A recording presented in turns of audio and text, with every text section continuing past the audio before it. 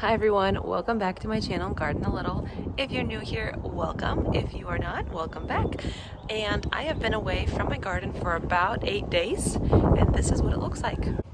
So today, we are going to be doing some maintenance. Basically, weeding and organizing things and seeing what survived and what didn't.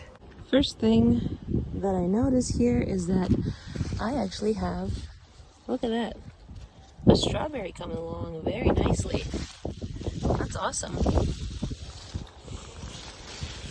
Don't see anything else like that, but looks like we got some strawberries already.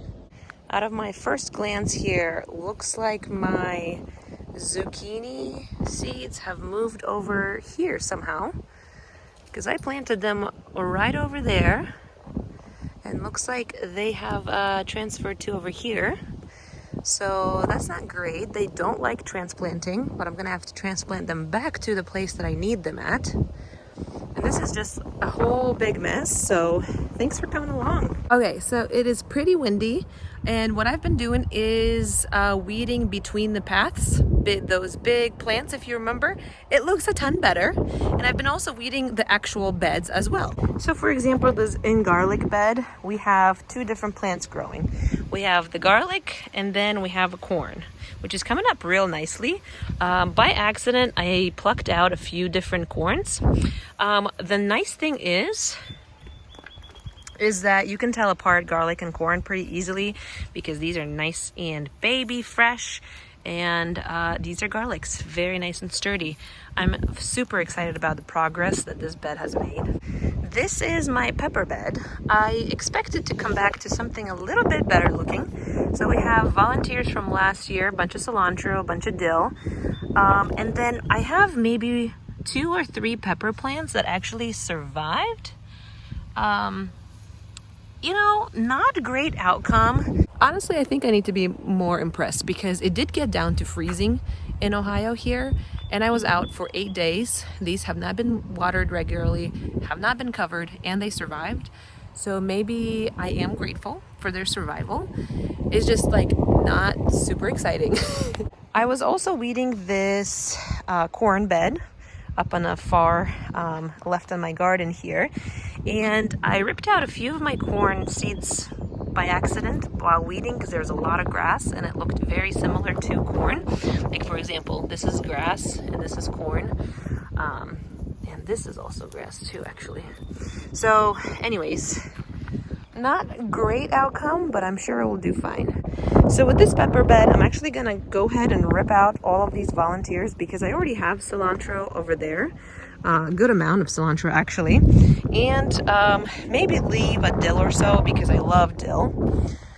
I do apologize if you can't hear me because of the wind. Now, this is kind of sadder part. My basil survived, which is a miracle. Again, it got down to freezing here. I have a few tomato plants that have survived, but most did not. Like, here's one. This was not planted. This is a volunteer. This is a volunteer. Here's one that I planted. Here's another. There's one more. Pretty much all my green zebras died except one. And then I had Oregon Spring tomatoes. I think this is the only one that survived. This is a volunteer. So this is the good part. The good part is that volunteers' plants do come up, and in last year I thought it was gonna be a problem because I'm gonna like constantly have to pull them up. But now that my actual plants are not coming up, sure, volunteer plants can be a hybrid of things, but at least I'll have plants, you know? So I have a few tomato plants in the garlic bed. So in my garlic bed, I got this good looking tomato. I don't know the variety. I have this one right here, and then I have this one right here. And I'm gonna take these up and plant them into my tomato bed over there. And again, like I said, sure, I don't know the variety. I don't know what they're gonna be, but I'll have tomatoes. Here in this bed, there was not a lot of weeding to be done. Actually, I didn't weed anything yet. There is some weeding to be done, but I planted my radishes here. It looks like they are very thickly sown, so I'm going to come through and thin these up. Basically what I do is I'm going to just you know, rip a couple up like this. Honestly, though, I'm also curious of what will happen if I don't thin them, because there's a lot of varieties that like push each other apart and you harvest them as you go. So it's like not a big deal that you plant them that close together. So I don't know, because you can eat these as microgreens, like, you know, in your salads and stuff. But also, like, that's a lot of work, so we'll see. But also check out these irises. They are purple and they have fuzzy things in there. These are fuzzies. Beautiful, beautiful flowers, honestly, like gorgeous. And I think the way that this works is that you gotta clip the flowers or else they'll go to seed. I'm not sure if that's true, but I'm gonna clip 3 of these and put them in my kitchen. My sweet peas and snap peas are coming up beautifully. So what I'll do now is get my tomato plants and replant them. And you want to do this not disturbing the roots that much. And it's a little tough because I have my garlic here and my corn here, and I have to get this tomato. And the soil is not as fluffy as I would like it to be. So I'm just going to make a little indentation there and pick it right like so. And let me dig up the rest of these tomatoes.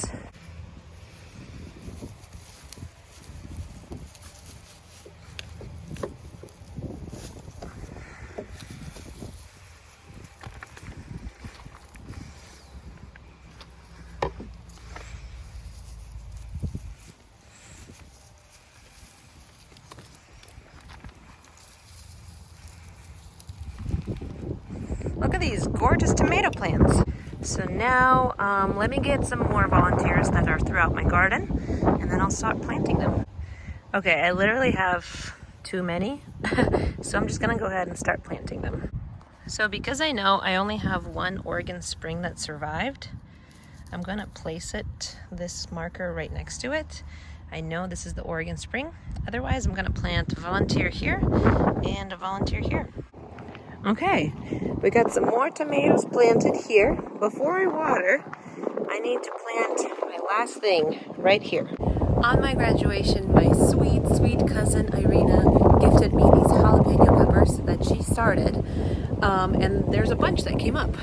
And so she saw a video where I didn't get any jalapenos germination, and so she gifted me these. So I am super excited to plant these before I water. Again, when transplanting, you want to make sure you're disturbing the roots the little as possible. Taking them out just like so. And I'm going to plant maybe 2 at a time. Just like so. Bury those guys down.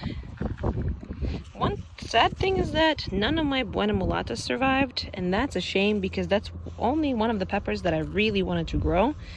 But these jalapenos are going to make up for it, so thank you so much, Irina. Okay, last thing to do is to water everything nicely. This garden has not been watered for a few days, and it's really dry and windy, so I think they might need some moisture. Thanks for hanging out with me today. I hope you enjoyed today's video. I hope I encouraged you. Go garden a little. Bye.